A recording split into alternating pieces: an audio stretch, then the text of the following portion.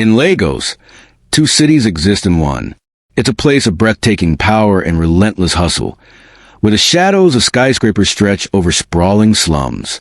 There is unimaginable wealth on one side, a world of tinted windows, multi-million naira deals, and men who are treated like kings. And on the other, a desperate struggle for survival, the reality for millions who call the city home.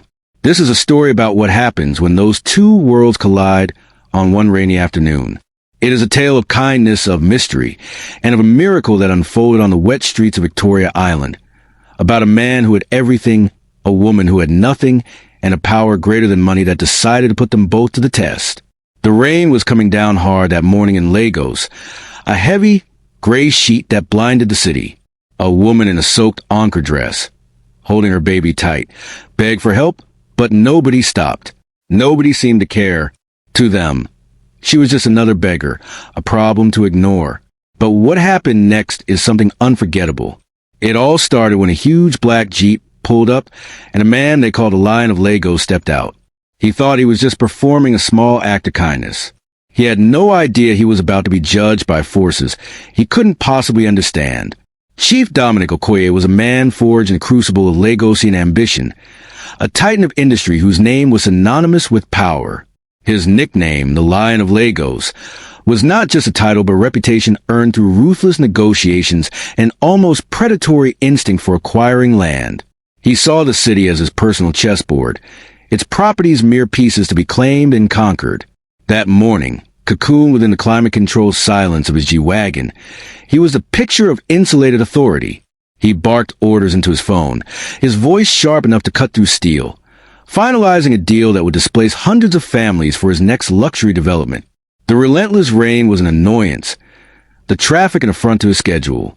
He was a king impatient with a kingdom that dared to inconvenience him, completely oblivious to the world of struggle that existed just beyond his armored windows. Her name was Hannah, and she possessed no titles, commanded no one, and owned nothing but the damp clothes on her back. Her entire existence had been violently compressed into a tiny, forgotten patch of pavement on a busy street corner. Only a few months prior, she had a life filled with simple joys, a small but vibrant room in a bustling community that she called home. That home, however, stood in the way of progress, or rather, in the way of a new luxury high-rise, the kind Chief Dominic was famous for.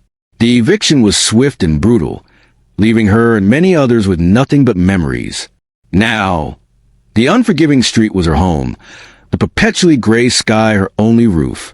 She clutched her infant daughter, Julia, whose small body shivered uncontrollably beneath a thin Kent cloth, a fragile shield against the world's harshness.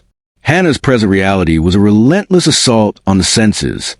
The biting cold of the rain had long since seeped through her clothes, chilling her to the bone. The air was thick with the smell of wet asphalt and exhaust fumes, a suffocating perfume of urban decay. Each passing car sent a wave of filthy, brown water splashing against her, a constant, humiliating reminder of her lowly position. An agonizing gnaw of hunger twisted in her stomach, but it was a quiet, persistent whimpering of her baby that truly broke her heart. That sound was her sole motivation, the force that pushed her to extend a trembling hand and whisper, "A beg, help us," to the endless stream of indifferent faces shielded by glass. The humiliation was a fire in her throat, but the fear for her child was a raging inferno that consumed all pride. The world, it seemed, was determined to amplify her suffering through its callous indifference. A group of men, taking shelter from the downpour under the awning of a nearby shop, became her unwilling audience and jury. Their gazes were a mixture of fleeting pity and overt suspicion, their muttered words carrying on the wind like poisoned darts. "Maybe she's faking it," one suggested, his comment met with nods of cynical agreement. "Where is the father?" Another scoffed, the question a casual condemnation. "She's probably part of the syndicate," a third added, transforming her desperate plea into a calculated scam in their minds. Each word, each judgmental glance, was a fresh wound, colder and sharper than the rain itself. Hannah's lips trembled, but she refused to grant them the satisfaction of her tears. She just held Julia tighter, humming a quiet, hopeful lullaby that the city's cacophony immediately swallowed whole.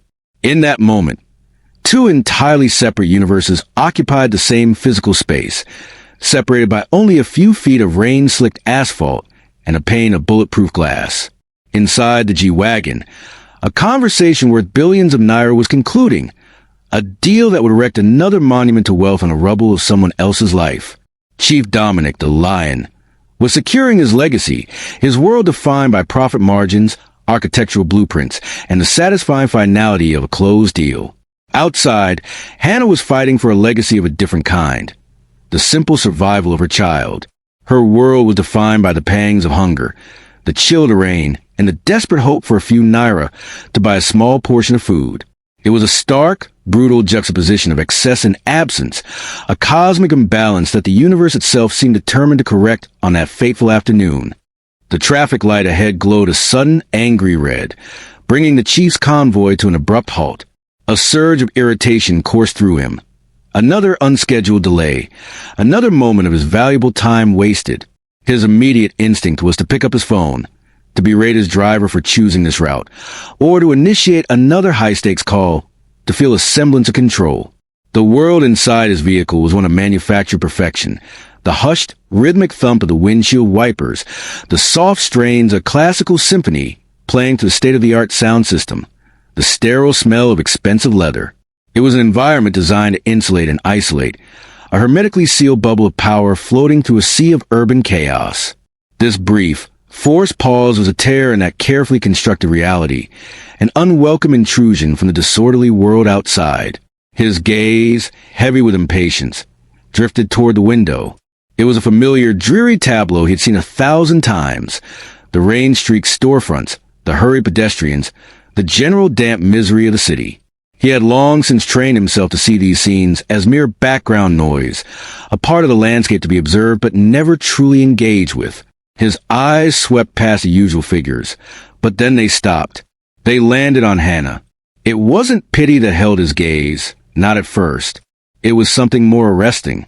Perhaps it was a vibrant, defiant pattern of her soaked ochre dress against the monolithic gray of the city, or the fierce, protective way she cradled her child against the storm. In a sea of people who looked beaten down by the rain, she seemed to be in a silent, dignified battle with it. And for a reason he couldn't explain, he found himself unable to look away. In that extended moment of observation, something profound and unexpected began to shift within Chief Dominic. The hardened shell of the Lion of Lagos, a persona built over years of ruthless ambition, began to show the faintest of cracks. A voice deep inside him, the one that calculated and conquered, screamed at him to look away, to dismiss her as another unfortunate statistic, a problem that was not his to solve. But another voice, one he hadn't heard since his youth, a voice that sounded like his mother's, began to whisper. He saw not a beggar, but a mother. He saw not weakness, but a terrifying strength he was forced to respect. The irritation that had consumed him moments before slowly dissolved, replaced by a deep, unsettling feeling of connection that rattled him to his core. As this internal transformation took place, the world outside his window seemed to warp and respond to his change in perception. The torrential downpour, which had been hammering relentlessly against the roof of his car, appeared to soften its assault directly around Hannah and her child. It was as if they were standing in the calm eye of the storm, protected by an invisible umbrella. And then he saw it, or thought he saw it. A soft, warm, ethereal light seemed to emanate from the pair, a gentle glow that pushed back against the oppressive gloom of the day. He blinked, wondering if the stress of his morning was making him hallucinate. Was it a trick of the light, a reflection off the wet surfaces? Or was he bearing witness to something holy, something sacred unfolding in the grime of Victoria Island intersection? The connection was now fully forged, an invisible tether stretching from his luxurious sanctuary to her desperate patch of pavement. Their eyes met. It was no longer a fleeting glance, but profound, silent conversation. In the depths of her gaze, he didn't see the simple plea for money he had expected. Instead, he saw a reflection of a shared, elemental humanity he'd spent years trying to bury under layers of wealth and power. He saw a quiet dignity that his billions could never purchase, a resilience that his fortresses could never replicate. The blaring horns of surrounding traffic, the insistent buzzing of his forgotten phone, all the clamor of his world faded into an irrelevant hum. For the first time in what felt like a lifetime, Chief Dominic Okoye was utterly and completely present, anchored to the spot by the gaze of a woman who had nothing, and yet, in that moment, seemed to have everything that mattered. The multi-million naira deal, which seconds ago had been the most important thing in his world, was now a distant echo, with a slow, deliberate motion that felt weighted with significance. Chief Dominic lowered his phone and placed it screen down on the seat beside him. The action was a clear signal, a severing of his connection to the world of cold commerce, and a turning towards something else entirely. "Sir?" his driver asked, his voice laced with confusion as he glanced in the rearview mirror. He had served the chief for over a decade and had never witnessed such a break in character. The chief's response was not impatient or angry, but firm, filled with a new and unfamiliar resolve. "I said, stop here." It was an order that defied all logic, a command to halt in the middle of a busy, rain-swept road, an irrational impulse from a man who lived by the code of ruthless rationality. He pushed open the heavy, armored door of the G-Wagon, and the city he had held at bay rushed in to assault him. The immediate shock of the cold, driving rain was staggering, a stark contrast to the perfectly controlled climate he had just left.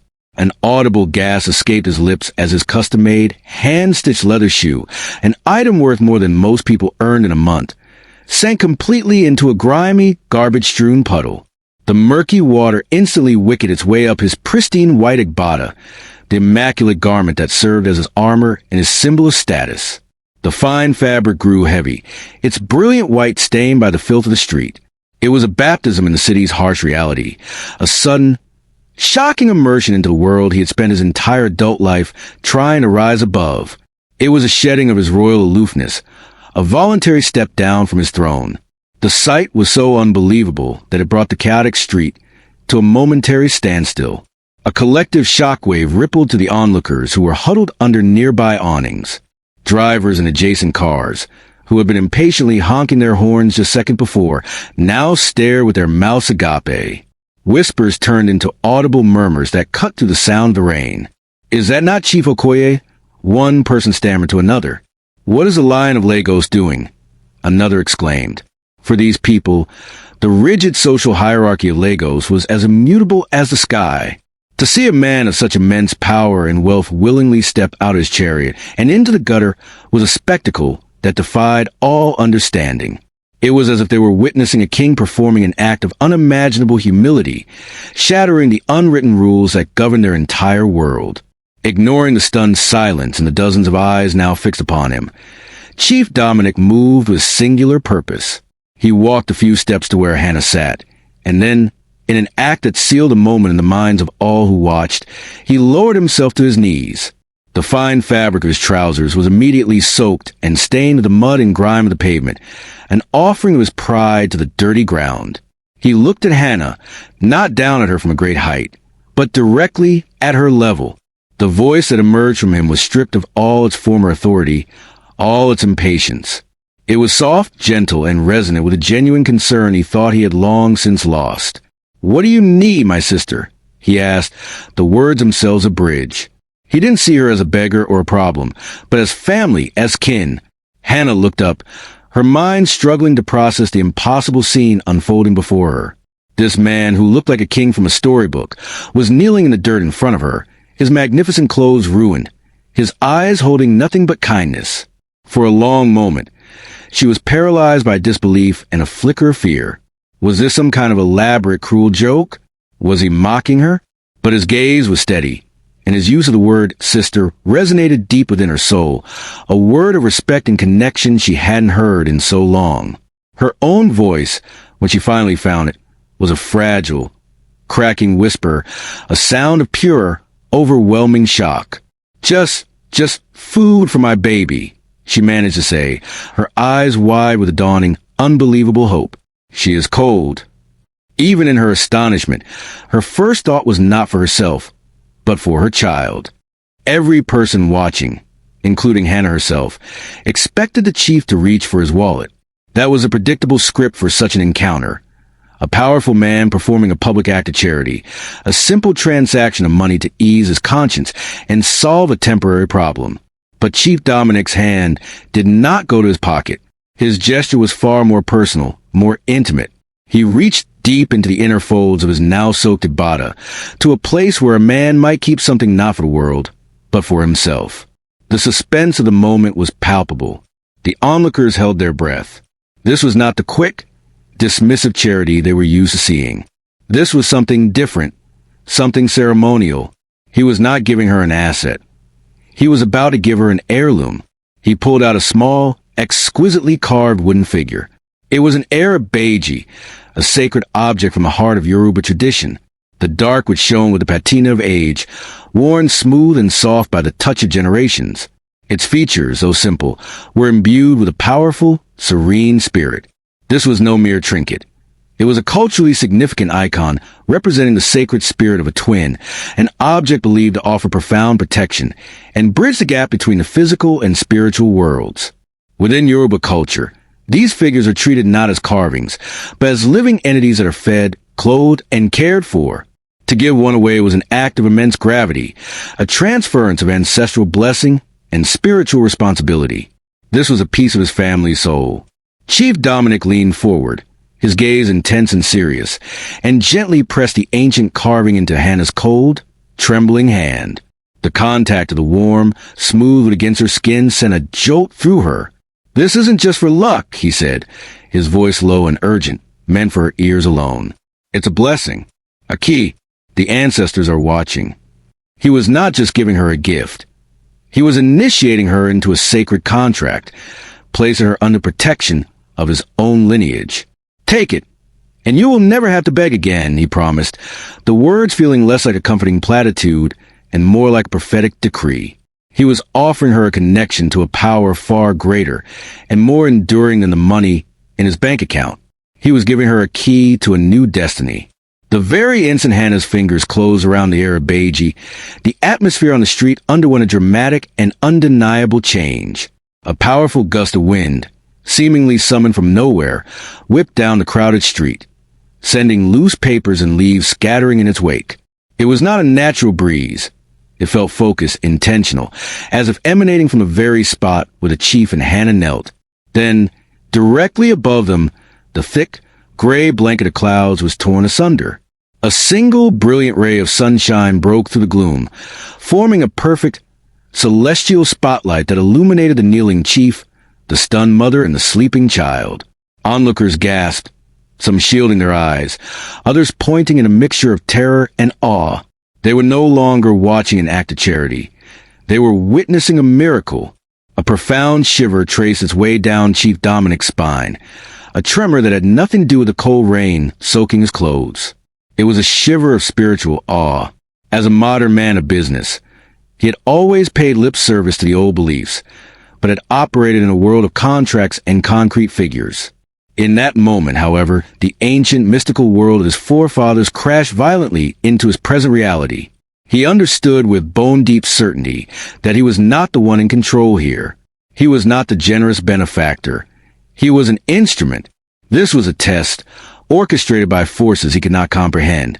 And this woman, Hannah, was no ordinary beggar. She was a messenger, a catalyst, a sacred question presented to him by the ancestors he had long neglected. Gently, as if handling something precious, Chief Dominic helped Hannah and her baby to their feet and guided them towards the warmth and safety of his jeep. The stark contrast was almost dizzying. Hannah, in her damp, humble dress, sinking into the plush, cream-colored leather of a vehicle worth a small fortune. The chief's orders to his bewildered driver were no longer about land acquisitions or stock portfolios. His voice, now calm and focused, was entirely concerned with provision and care. "Take them to the empty apartment on Girard Road," he commanded. "Call my personal caterer. Tell them to deliver hot food immediately. Then call my assistant. Tell her to buy clothes, medicine, diapers, everything a mother and child could possibly need. Spare no expense." He was mobilizing the full might of his considerable empire, not for profit, but for a purpose of pure, unadulterated compassion, his mind still reeling from the spiritual gravity of what had just transpired. That night, sleep offered Chief Dominic no respite. Instead, it plunged him into a vivid, hyperreal dream. He found himself standing in a place that felt both familiar and ancient, the village of his ancestors, bathed in an ethereal moonlight. Before him stood his own grandfather, not the frail, elderly man he remembered from his childhood, but the great chief he had been in his prime, radiating an aura of immense authority and timeless wisdom. His grandfather was adorned in full traditional regalia, his gaze both stern and loving. In Yoruba belief, ancestral spirits are not just fading memories. They are active guardians, mentors, and when necessary, judges of their living descendants. This was no mere dream. It was a summons, a sacred audience that felt more real and significant than any boardroom meeting he had ever attended. His grandfather's voice filled the dreamscape, not with anger, but with the resonant, booming quality of a distant drum. Each word imbued with profound weight. "Dominic," he began, "a man's wealth is not the land he owns, but the heart he keeps." The great chief elaborated, speaking of how their family's name, the Okoye legacy, had been built not on a mere accumulation of riches, but on integrity, community, and the responsibility that power entails. "We, your ancestors, see your success, and we are proud of your strength. But we must also test your spirit, to see if the heart of a chief still beats within you." He then clarified the events of the day. "The woman, Hannah, is a messenger. She was sent to you. She is a question, Dominic. Your answer to this question will determine your destiny and the future of our name." The message was terrifyingly clear. This was a spiritual trial, and his entire future hinged on his next move. He awoke with a jolt, his body drenched in a cold sweat, the dream's potent message echoing in the silent, luxurious darkness of his bedroom. Suddenly, everything clicked into place. The inexplicable urge to stop, the strange glow around Hannah, the shiver of all that had run through him. It was all part of this divine test. He understood now with perfect, terrifying clarity that this was never about charity. It was about his character, the state of his soul. A profound epiphany washed over him. Simply giving Hannah money, an apartment, and supplies was a shallow answer to the deep, spiritual question his ancestors had posed. That was still the act of a rich man keeping a problem at arm's length. The ancestors were demanding more than his money. They were demanding a genuine, lasting transformation of his very being. Armed with this powerful new understanding, Chief Dominic returned to the apartment the next day. This second meeting was fundamentally different. He was no longer the powerful benefactor dispensing aid from on high. He was a humble man, seeking to give a right answer to a cosmic test. He didn't come bearing more gifts. Instead, he sat down with Hannah, not as a patron, but as an equal. He asked her to tell him her story, and he truly listened. About her past, her skills, her lost dreams. When she spoke wistfully of how she once used to make and sell the most delicious akara, a spark ignited in his eyes. He saw the true path forward. He offered not just to give her money, but to invest in her, to use his formidable business acumen, the skills of the Lion of Lagos, to help her build a business and reclaim her life. This was the real answer. Not to give from his surplus, but to use his power to truly empower another. This story is a powerful reminder that the world is filled with unseen forces, and that our greatest tests often arrive in the guise of our smallest choices. We all encounter hardship in our daily lives. We all see people in need. But the real question is, how often do we truly act? Before we reveal the incredible conclusion to Chief Dominic and Hannah's story, take a moment to subscribe to our channel and click that notification bell so you don't miss more inspiring tales. And if this story has touched your heart, please share it with someone who needs a reminder that a single act of kindness can change the world.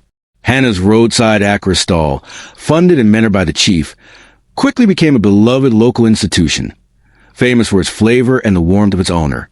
But the protection of the ancestors remained with her. One afternoon, a desperate thief tried to snatch her cash box. Eyewitnesses later swore that as the man's hand touched the box, the small Arab Beji figure, which Hannah always kept beside her, flashed with a blindingly brilliant light. The thief cried out, stumbling backward as if shoved by an invisible force, before scrambling away in terror, leaving the money untouched. And as for Chief Dominic, true to the vision from his grandfather, he was a changed man. He became known not just for his immense wealth, but for his even greater generosity. He established a major foundation dedicated to tackling homelessness in Lagos, creating sustainable housing and real job opportunities. He had finally learned that true power is not measured by what you can take, but by how much you can give. Hannah never had to beg again. She blossomed into a respected entrepreneur and a pillar of her community, her life a testament to resilience and a symbol of hope for many. The heir of Beji was indeed a key, just as the chief had foretold. It didn't unlock a vault filled with gold and jewels. It unlocked something far more valuable, the compassion buried deep within a powerful man's heart. In doing so, it unlocked a new, brighter destiny for them both. The chief's imposing black jeep is still a common sight on the streets of Victoria Island. But now, the man inside sees the world through new eyes. He stops often, not just for traffic, but to talk with the street vendors, to buy produce from the market women, and to truly see the people his immense wealth had once rendered invisible. In a city of millions, one man's decision to answer a silent plea created ripples of positive change that continue to spread to this day.